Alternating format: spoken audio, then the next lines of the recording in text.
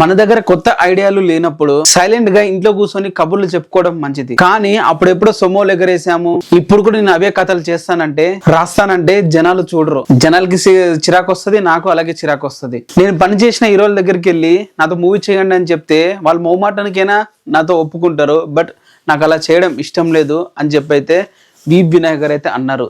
ఈ మాటలు చాలా ఎక్సలెంట్ అనే చెప్పాలి. రీసెంట్ గా ఆ డైరెక్టర్ పని అయిపోయిందని అందరికీ తెలుసు. ఆ వినాయక్ గురించి కాదు, ఏ డైరెక్టర్ అయినా రీసెంట్ గా వస్తున్న మూవీస్ ఆ పేరు ఎందుకు తీయడం లేదు. చాలా మంది డైరెక్టర్స్ లో ఇంకా వాళ్ళ దగ్గర ఐడియాస్ అయిపోయినాయి, వాళ్ళ దగ్గర నుంచి కొత్తదనం రాదు, వాళ్ళ డైరెక్షన్ లో చేంజెస్ ఉండవు. అంటే బేసిక్ గా మనకు తెలిసిపోతుంది ఇంకా ఎన్ని ఇయర్స్ మీరు ఇంకా తీస్తూ ఉంటారు, అయిపోయింది మీ దగ్గర నుండి ఐడియాస్ కానీ కొత్త స్క్రీన్ ప్లే కానీ ఏం ఉండవు, మీరు మూవీస్ మానేయడం మంచిది అని చెప్పాలని కొంతమందికి ఉంటది. కానీ మనం వాళ్ళకి చెప్పలేము. వాళ్ళు ఇంకా స్టిల్ నేను సినిమాలో ఉంటా, సినిమాలో చేస్తా అని చెప్పి అంటూ ఉంటారు. ఒకప్పుడు లెజెండ్ లాగా సూపర్ హిట్లు కొట్టిన డైరెక్టర్లు కూడా ఇప్పటికి ఇంకా ఫ్లాపులు చూస్తూ ఇంకా కంటిన్యూ అవుతున్నారు చాలా మంది.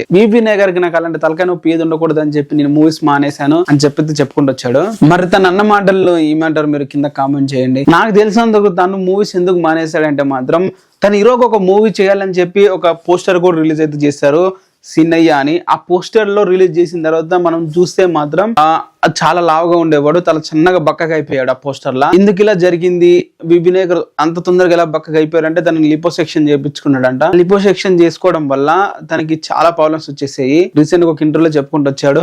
సో దాని వల్ల తను 2 years 1 year అక్కడ బయట కూడా వెళ్లకుండా హౌస్లో ఉండాల్సి వచ్చింది. ఒక లిపోసెక్షన్ చేసుకోవడం వల్ల అంత సులువు కాదు ఒక మనిషి సర్వే అవ్వడం అనేది తనకు అర్థమైపోయింది. ఎందుకంటే సైడ్ ఎఫెక్ట్స్ అనేది చాలా ఉంటాయి. అతను ఏది తిన్నా కూడా వెంటనే వచ్చేయడం ఇలాంటివి కూడా జరిగేవంట. అనేది తగ్గడం జరిగింది. దానికి అర్థమైపోయింది ఇంకా సినిమాలు ఈ మూవీస్ అన్ని ఆపేస్తే బెటర్ అని చెప్పి. అది 25 years కంప్లీట్ అయిన విధంగా తను ఇచ్చిన ఇంటర్వ్యూలో చెప్పిన మాటలు ఇవే.